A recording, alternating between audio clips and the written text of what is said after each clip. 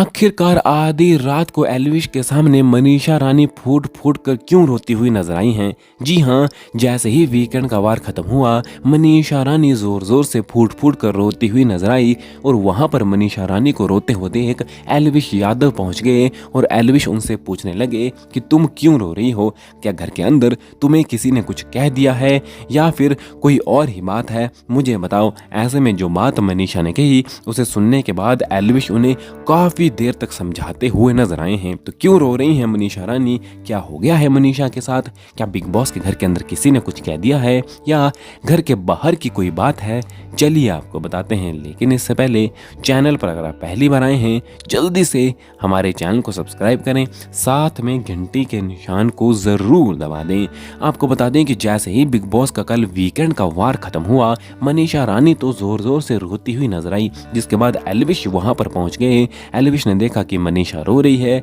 मनीषा से पूछ लिया तो मनीषा ने कहा कि बिग बॉस के घर के अंदर रहना बहुत मुश्किल बात है, इस घर के अंदर जिगरे वाले लोग ही रह सकते हैं। अब देखो ना मेरे बारे में कितनी बुराइयां हो रही हैं बिग बॉस के घर के अंदर। बेबिका वगैरह जो मनीषा के बारे में बात कर रही थी, उसी के बारे में यहाँ मनीषा बात कर रही थी, जिसको लेकर मनीषा ने एल्विश यादव से कहा कि घर के बाहर के लोग क्या सोचते होंगे, जिसको लेकर एल्विश ने कहा कि घर के बाहर के लोग तो तुम्हें प्यार करते हैं, तुम ऐसा मत सोचो। जिसके जवाब में एक बार फिर से मनीषा ने कहा लेकिन घर के अंदर के लोग तो मुझे बुरा भला कह रहे हैं। इसके बाद एल्विश ने कहा कि तुझे घर के अंदर जो 7-8 लोग हैं उनसे फर्क पड़ता है या फिर घर के बाहर जो तेरे करोड़ों फैन हैं उनसे फर्क पड़ता है, वो तो तुम्हारे बारे में अच्छा ही सोचते हैं। ये दोनों ये बातें करते हुए नजर आए और यहाँ पर मनीषा रानी को एल्विश यादव समझाने लगे कि तुम रो मत, जिसको लेकर मनीषा ने कहा कि कभी कभी रो लेना भी अच्छा होता है, मन हल्का हो जाता है। लेकिन इस घर के अंदर